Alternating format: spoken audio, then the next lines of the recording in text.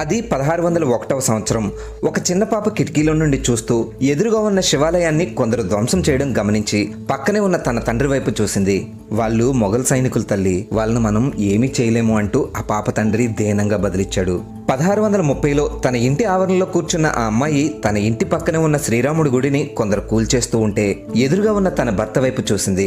మొఘల్ సైన్యం చేతిలో మనం ఇదివరకే ఓడిపోయాం కాబట్టి వాళ్ళు ఏం చేస్తున్నా చూస్తూ ఉండడం తప్ప వాళ్ళని ఎదిరించలేమంటూ ఆమె భర్త కూడా దీనంగా బదిలిచ్చాడు.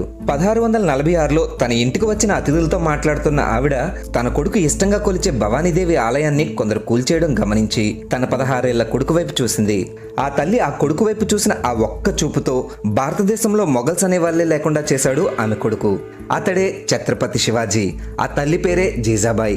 బేజాపూర్ సుల్తానుల్ని, మొఘల్స్ ని శివాజీ భారతదేశం నుండి ఎలా తరిమి కొట్టాడు లాంటి ఎన్నో విషయాల్ని డీటెయిల్డ్ గా తెలుసుకోవడానికి సజెస్టెడ్ వీడియోపై క్లిక్ చేయండి.